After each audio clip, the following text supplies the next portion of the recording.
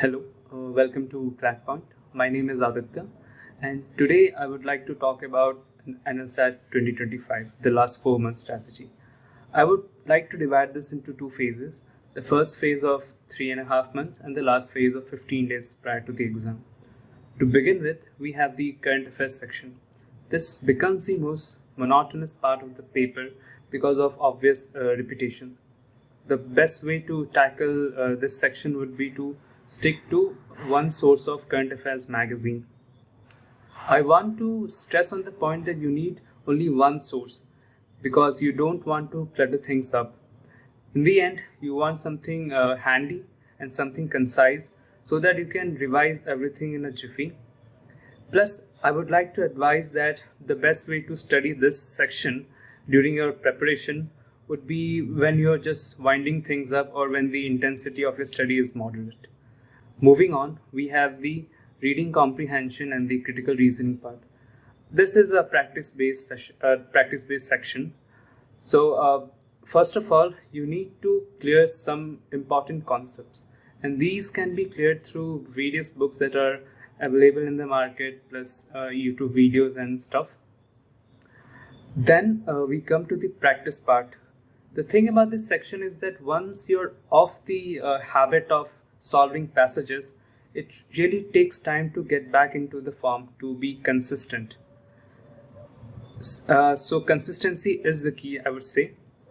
After clearing your concept, you need to practice 4 to 5 passages a day and you need to time yourself. Try to solve each passage within 8 to 9 minutes. Moving on, I would like to suggest some sources for tackling the critical reasoning and reading comprehension part. You can begin with the CLAT UG past years and then look through the NLSAT past years. And to have an edge, you can also solve GMAT passages and the CAT previous years.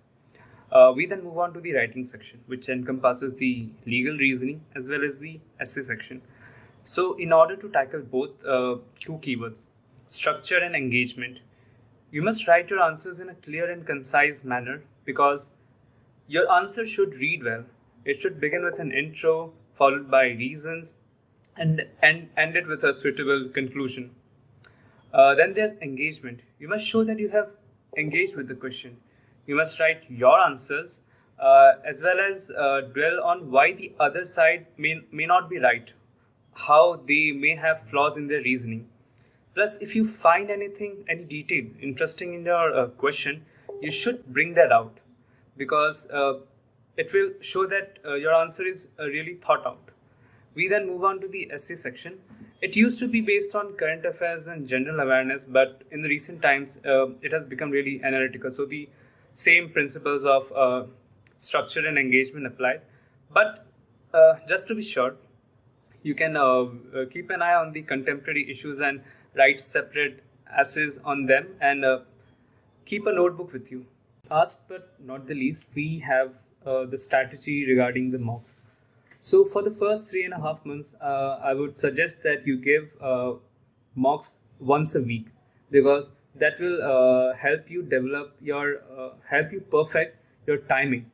Because in this exam, to be able to finish the paper in 2.5 hours is really a task. So mocks is the only way through which you can really get around that issue. And in the last 15 days, I would suggest that you stop everything and just revise the current affairs and give mocks regularly, like once a day. And that would be enough. All the best.